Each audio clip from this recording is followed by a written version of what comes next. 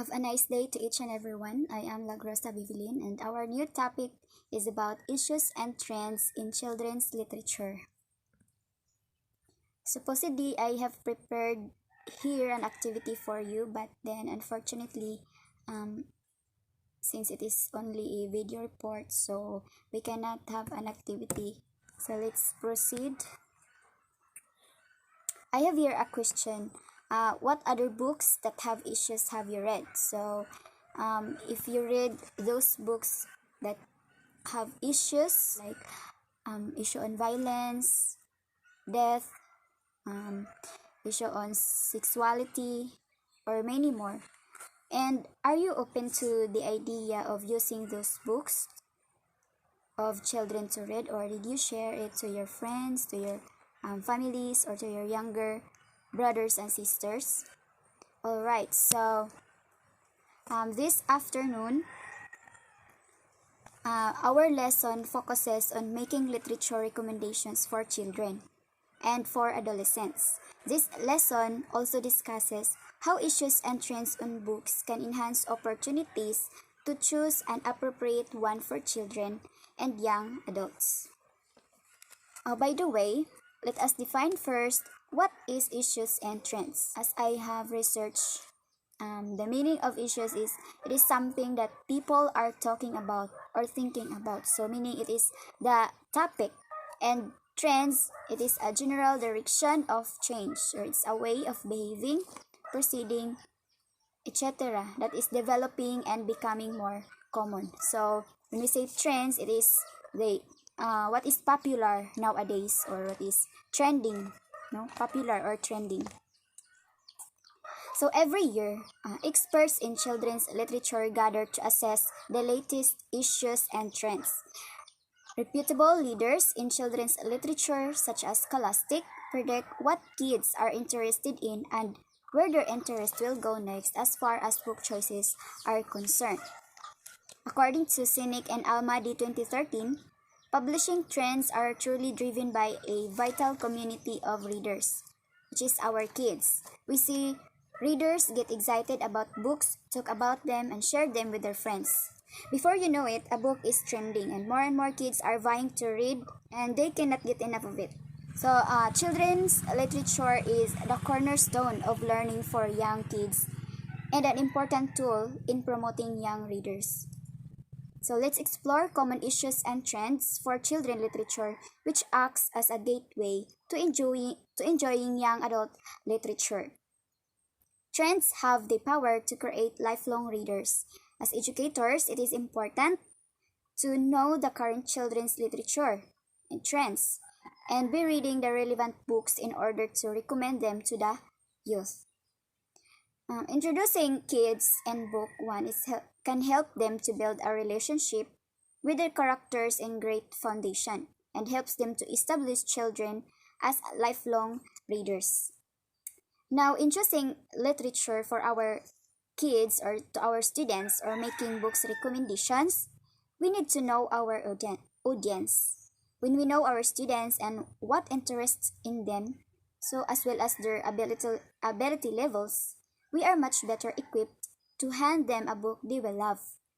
One book series they get hooked on may allow them to appreciate literature and become lifelong readers. Of course, those young readers usually like those stories who are interesting and most likely humorous books.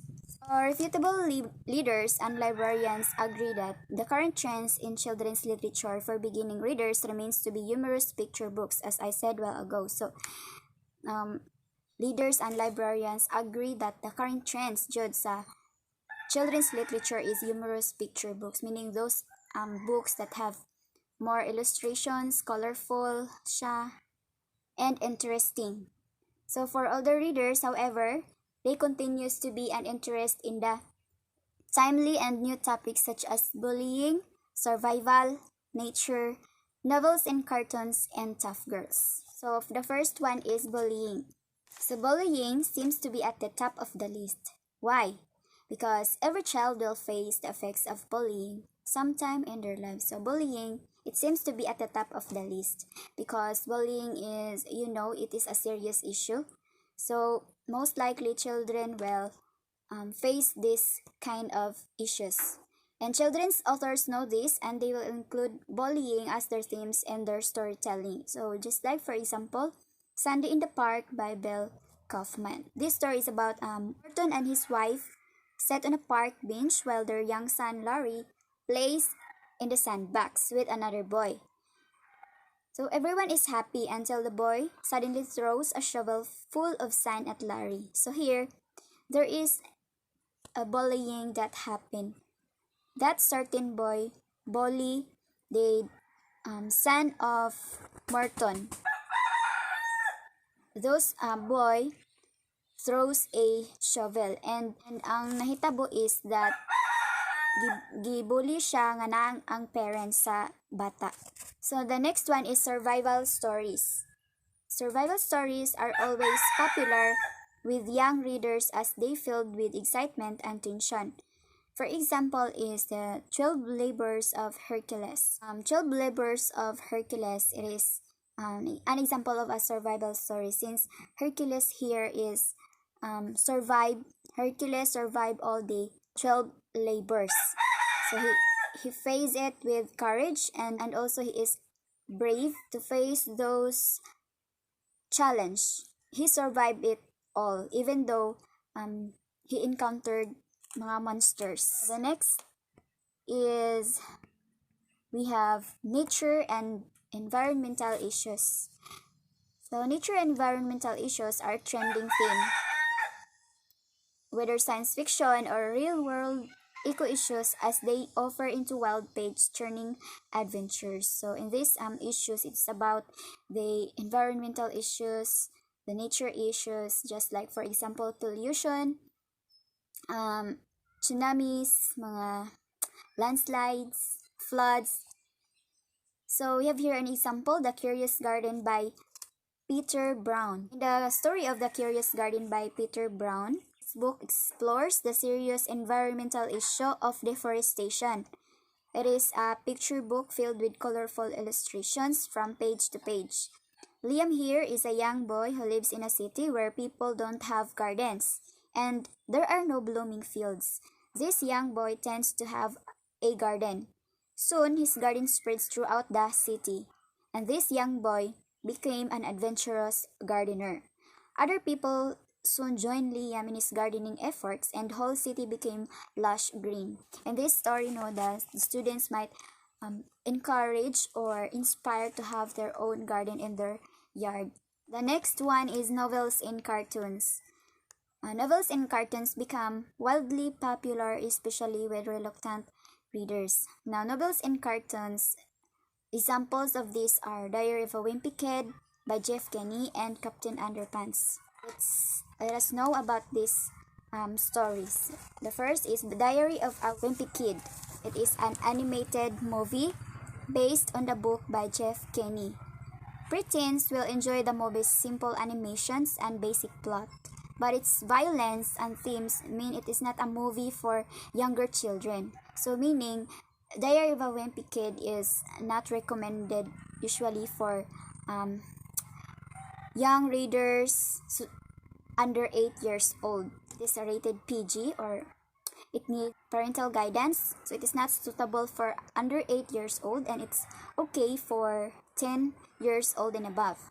The themes of this movie is bullying, sibling rivalry, friendships, peer pressure, high school popularity issues. So, The Diary of a Wimpy Kid, as I researched, this story is not really recommended for children under 8 years old because of its theme na bullying, violence.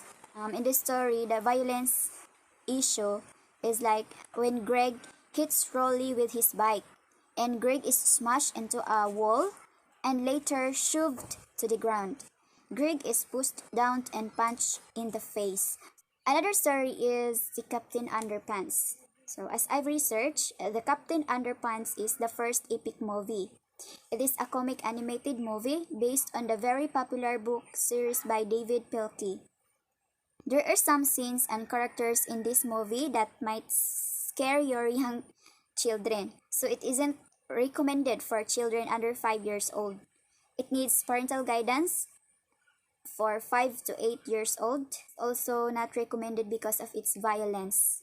Also, the issue here is that Captain Underpants dressed only in underpants. So it is not good for young children to see because of its nudity. Another is violence. So violence happen when Professor Poppy Pants throws object around, and this object include an axe, mace, and chainsaw. So it is not really good to the young children to see this movie. So the next one is tough girl novels. Tough girl novels. Tough girl novels are an exciting trend for young women readers with a demand for more powerful female characters. So examples here are Katniss from the Hunger Games. I know that you are familiar with this story or movie, Hunger Games. Circe by Madeline Miller. Also, it is an example of a tough girl novel. So tough girl novels is usually more on the leading character here is a woman, just like for example si Katniss from the Hunger Games, and also Circe by Madeline Miller. So as an overview, Katniss from the Hunger Games. Katniss is the protagonist of the novel Hunger Games, and she is a strong main provider in her family and protective of her siblings, and she volunteers to take Prim's place in the Hunger Games. And she does hunting and foraging, skills that she learned from her father. And you know that Katniss she is a brave woman. The story of Circe by Madeline Miller is ageless, timeless, and sweeping, requiring no knowledge beyond the basic human understanding of fear, love, and loneliness. Surely something we all have in spades. Told over many millennia, this story brings us perhaps the greatest female protagonist of all. The flawed, frightened, and fierce as Circe, daughter of Helios, god of the sun. Banished to a life of solitude on a desert island, Circe makes the best of total shit situation, becoming in the process the strongest, most powerful version of herself. Circe here is, even though she is belittled by the men, because of her capacity, she is brave and strong. She continue on what she loves, become a soldier. Humorous picture books and middle grade fantasy novels. So these two are examples of genres that never fall out of favor with children.